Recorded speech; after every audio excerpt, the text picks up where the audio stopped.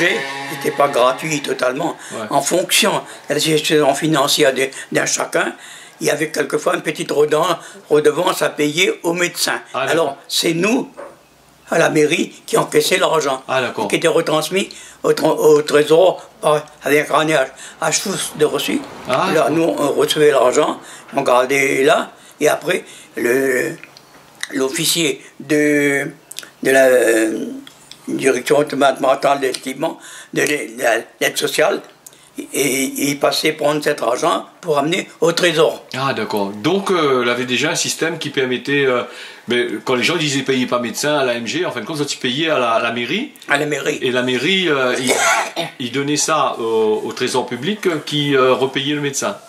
Oui, ah d'accord. Mais parlons de médecin, comme vous, on a quel âge, vous avez dit moi? Qui? Ah où? Quel âge? Bon, il ne me dit pas mon âge. Il paraît que je serais né un 14 mai 1923. Ah, un bon machin, dans les 90 à peu près, il vient. Un petit peu plus de 90. Un petit peu plus de 90. Donc on a bien vu l'évolution de la Réunion, on a bien vu tout ce machin. Oui, bien. Et comme il parle d'évolution là, ici pour les médecins, est-ce qu'il y avait beaucoup de médecins? On parle il fait les papiers de l'AMG, est-ce qu'il y avait beaucoup de médecins? Comment les gens faisaient pour soigner ça? À Saint-Paul, il y avait 2 médecins. Ouais. Mais aussi, il y avait un médecin, il y avait l'hôpital, comme il y a le Martin, qui recevait aussi. Il y avait une certaine qui pouvait recevoir dans certains cas. Ouais. Alors, sur l'ordonnance de médecin, le malade était transféré là-bas, au lieu d'être soigné chez lui, il partait là-bas. Mais très rarement. Ouais. Mais il n'y avait pas de médecin du tout ici en la Saline. Ah, si, à ce moment-là, il y a déjà eu un médecin avant, il y a eu un médecin qui montait. Ouais. C'était le docteur Martin. Ouais. Après, l'autre, il y a eu une certaine convention. Il y a un médecin qui s'est venu installer ici. Ouais. C'était le docteur, une femme chinoise, qui était en face, où se trouve Joseph Tibarbou. Vous voyez le truc de Joseph Tibarbou, il y avait actuellement, il y a en face de la mairie Bédier. Ouais. Là, il y avait un médecin là. Ah d'accord. Mais entre la Saline, il fait partie de la commune de Saint-Paul. Oui, mais la Saline, c'est une section de la commune de Saint-Paul. Oui. Mais si nous, comme on est là déjà à un certain âge, on a dû partir souvent sur Saint-Paul. Et est-ce que vous pouvez expliquer à nous, à l'heure actuelle, expliquez-nous un petit peu comment était Saint-Paul dans d'autres temps? Sur le plan global, me dire en tant que structure administrative, en tant que toute la vie était là, comment elle était par rapport à la Saline? La vie, la structure administrative, ça laissait quelquefois à désirer. À cause? Hein? Pourquoi il laissait? Pourquoi? Parce que il y a eu, à mon avis, moi, la gestion n'était pas assez correcte. Ah, d'accord. Donc c'est ça que les patrons n'étaient pas trop comme un peu partout ailleurs, mais je suppose. Hein? Moi, je ne m'aventurerai pas à dire que M. X est mieux que... Voilà. Non. Mais je sais que pour être maire, c'est un sacré métier, parce qu'assez souvent, celui qui croit avoir confiance, il tient dans les pattes. Ah ouais, d'accord. Mais sinon, ici, maintenant, nous crée des problèmes de l'eau partout, Néna, ici. Mais avant, est-ce que, comme vous, en tant que gardien canal, est-ce qu'il y a eu ce problème-là avant de l'eau? Ah oui. On a toujours eu ce problème? Toujours eu problème. Ouais. Et il vient du fait que c'est un endroit qui est sec? Oui, un endroit sec. Il n'y a pas de source ici. Ah, d'accord. Il n'y a pas de source. Notre eau qui nous était servie, ça vient des avirons. Ah, d'accord. Mais loin comme ça? Après, il y a eu le système de pompage. Il y avait une pompe qui était mise en face de l'usine de l'Épon, ancienne usine. Et là, cette pompe-là a refoulé l'eau jusqu'au Bernica. Et après, de là-bas, il y a ça. Et là, c'est partagé partout. D'accord. Mais où l'a connu la guerre? La guerre? Ouais, mais pose la question. Oui. Oui, Oui, je pense que oui. Oui, mais... Explique-nous un petit peu comment vous étiez jeune à cette époque-là. mais Alors il y avait explique-nous. un système de réglementation pour la nourriture. Ouais. Il fallait prendre son ticket en mairie. Les tickets étaient délivrés en fonction de la famille. Ah, d'accord. Là. Et après ce ticket-là, il y avait le ticket alimentaire, Ouais. le ticket pour les tissus. Et les tissus, il y avait un magasin spécial à Saint-Paul qui avait seulement celui-là qui avait l'autorisation de vendre des tissus. Ah, d'accord. Et c'est pas tous les jours non plus. Ah, d'accord. C'est une fois au mois, par mois, quelquefois plus seulement. Et les denrées alimentaires ont donné les bons tous les mois. Ah, d'accord. Les gens venaient prendre leurs bons et après ils passaient à la boutique avec leurs bons. Et que ça, vous pouvez prendre sur ces bons-là? Hein? Que ça, vous pouvez prendre tant des denrées alimentaires. Que ça? Que ça. Que ça. Et il y avait quoi comme denrées alimentaires à prendre? Il y avait la plupart du maïs, du riz, c'était presque pas. Hein. Les grains, du saindoux, la viande. Il y avait de la viande du pays. Et puis aussi, les gens qui, contrairement à actuellement, les gens avaient l'autorisation, ils soignaient son petit cochon de la battre et manger lui-même. Ah, d'accord. Il n'y avait pas de problème quand tu as tué ça, non? Hein? Pour tuer le cochon, après, il y avait un problème. Il y avait un contrôle. Mais il disait que les gens, ils saoulaient le cochon avant d'un temps longtemps. Oui, justement. Voilà. Une technique que les gens... Le Réunionnais est assez malin. Il a 2 cochons. Il va faire contrôler un cochon par le contrôle, l'autre, il va saouler le cochon. Le cochon sera saoul. Quand tu vas piquer le cochon, il ne criera pas. Les gens n'ont entendu qu'un seul cri. Donc, il y a eu un seul cochon tué. Or, qu'il y a eu 2, une partie qui était vendue, l'autre partie, il reste pour sa consommation. Ah, d'accord. Donc, il était assez contrôlé quand même. Vous n'avez pas le droit d'avoir des animaux comme ça même, alors? Non, mais en fait, mais les gens le faisaient. Ah, d'accord. Et vous l'avez connu certainement l'histoire du saindoux, parce que le saindoux, il fait partie de la tradition réunionnaise, hein. Parce que les gens, comme elle a dit, ils mangent trop gras, mais avant, c'était ça comme huile qu'ils utilisaient pour tout. Actuellement, le saindoux n'est presque plus usité. Ouais. Mais anciennement, ce n'était que le saindoux.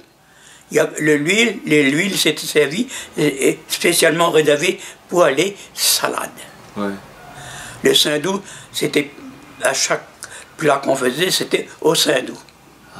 Mais il y a quelque chose aussi, les familles aisées prenaient un petit morceau de pain, quand il y a la possibilité, un petit peu de saindoux avec du sucre comme casse-côte le matin. Ah, d'accord. Mais d'une façon générale, le casse-côte du matin, c'était des sauceaux de maïs. Ouais. Il y avait aussi des patates, tout ça là, non? Les patates, c'était plutôt pour l'après-midi. Ah, d'accord. Les patates, combat, conflore, manioc, tout ça, c'était pour l'après-midi. Et le matin? Le matin, c'était plutôt le sauceau de maïs, un rougail de tomate et un morceau de morue grillée. Ah, d'accord. Mais sinon, ça, la nourriture, dans le temps longtemps, est-ce qu'ils mangeaient la viande tous les jours? Elle était plus saine. Elle était plus saine, oui. Est-ce qu'ils ne mangeaient pas de la viande tous les jours non plus? Non, ils ne mangeaient pas. Et un poulet, il faut attendre 5-6 mois pour qu'un poulet soit consommable. Tandis actuellement, plus de 100 jours, elle est consommée. Bon. Et il n'y avait pas de produits chimiques qui donnaient. C'était nourri au grain naturel. Et c'est ça vous explique que les gens ils vivent assez longtemps. Et oui. Et donc, mais vos parents, t'es fait ça, c'était ça, oui. Exactement, manger sain, bio. Est-ce qu'il peut encore manger bio encore aujourd'hui? Non, parce que on dit bio, mais tout est fourré de pesticides dedans. Parce que le gars qui fait son champ à côté, il sulfate. Oui, c'est ça, c'est malheureux, mais c'est ça. Et aussi, c'est que la terre a été tellement détraquée que dans certains cas, si on ne met pas un peu de pétillisme, un peu d'engrais, ça ne produit plus. Donc la terre est ruinée. La terre est épuisée. Épuisée, oui, parce que les champs ils cultivent en permanence dessus. Ils laissent pas. Comme en Afrique, ben, ils laissent à un certain moment, pendant un an, reposer. Ici, ils ne reposent pas du tout. Ici, c'est en permanence. Non, ici, en permanence. Il arrache cam, il plante un peu de maïs. L'année suivante, on plante du cam. Il revient à la même chose. La même chose. Ah, d'accord. Et vous pensez que va changer, va évoluer avec évoluer dans le bon sens où les gens Comment va manger un peu plus bio, sans produits chimiques? Non, non, c'est fini ça. On va faire croire aux gens, ceci, cela. La science va cesser. Mais je me pose la question, est-ce que la science, malgré tous les chercheurs, est-ce qu'ils pourront évoluer pour pouvoir trouver quelque chose de vraiment valable? Toute la question est posée. La question est posée. Mais comment on voit cette vie-là à l'avenir? Comment on voit l'avenir de la Réunion pour la suite? Puisqu'on a un certain âge, donc on a eu une vision de la vie d'avant, et on a certainement une vision de la vie qui vient. Comment on voit l'évolution? Là, le monde entier, c'est pas ici, le monde entier est entraîné par la modernisation. La modernisation est entraîne bien des catastrophes. Eh oui. Eh oui. Est-ce que, si nous revenons sur le temps longtemps, est-ce que longtemps pour se soigner où comment ça tu procédé? Comment, à part d'aller au médecin, est-ce que là, il y en a des... Vous avez utilisé... quoi ils utilisent? On peut encore se soigner. Il y a encore des plantes médicinales qui peuvent être utilisées. Mais il faudrait que les vieux fassent un peu de pression sur les jeunes pour qu'on leur dise que ne pas aller au médecin pour une simple peut-être trop fort. Ben voilà. Et c'est ça actuellement. Mais il faut dire que les jeunes maintenant, ou les gens de cette génération-là, là, étaient tellement... les institutions là tellement d'azote qu'il faut prendre des médicaments, que ça s'y prend des médicaments. Oui, des médicaments. Et mais maintenant, si je ne me trompe pas, nous voit que les plantes, ils reviennent à la mode. Je veux dire, oui. Ils reviennent à la mode, mais les gérés par ces mêmes personnes qui ne voulaient pas qu'ils utilisaient les plantes parce qu'elles étaient... Oui. Mais où soignons-nous encore avec des plantes? Tu vois cette plante-là? Ça, cette grande plante-là. Ouais, la verte, ah oui. Oui. Mais c'est une plante médicinale, ça. Ouais, mais pense que c'est le bois de Joli Cœur. Ça, bois de Joli Cœur, oui. C'est pour rafraîchir. Ensuite, contre le cholestérol. Bon, on fait bouillir ça, une ou deux feuilles, il vous boit un peu, bon, attends 4 jours. Je prends un exemple. Quelqu'un qui a parti faire une bringue, un plat, il a mangé beaucoup de massalé, beaucoup de piment, quand il va uriner, ça brûle. Mais on boit ça, ça va couper. Ah oui. Bois Joli Cœur, hein, c'est ça. Mais sinon, on a quoi comme d'autres plantes pour par exemple, les gens... Il y a les herbabouk pour l'estomac, les embavils dans les eaux pour l'estomac, le fleur jaune, c'est pour l'estomac aussi. Il y a une plante encore, l'ouest en mer. L'ouest, oui, c'est pour l'estomac, puis pour les plis. On a deux qualités, on est là plusieurs qualités de l'ouest en mer, mais on est là le mazambon que les pays. Oui, le vrai mazambon. Et le pays, il est trop plus trop long. Ça. C'est des cingres. Ça, c'est une plante, c'est non scientifique, là c'est compliqué, c'est un truc que les jeunes, la plupart du temps, jeunes et rouges. Et ça, où ça, il y en a encore beaucoup, ça. Ça, il pousse sur le grillage et il descend comme ça, il donne des bouquets grappes jaunes, roses, là. Ça pousse beaucoup à Madagascar. Et ça vient des Indes, ça. De l'Inde aussi, oui. Voilà. Si m'y trouve le nom, il va le dire dans l'émission. Moi aussi, c'est un nom assez compliqué. Oui, assez compliqué. Toutes les plantes qui viennent de l'Inde, les noms sont assez compliqués. Voilà. Même aussi des plantes qui viennent de Madagascar. Parce que le malgache, c'est une langue assez compliquée. Voilà, monsieur Gastellier, merci d'avoir répondu à deux, trois petites questions que moi m'a posées. Je ne dis pas aux jeunes de faire exactement, de suivre tout ce que j'ai dit, non. Ça ne pourra pas se faire.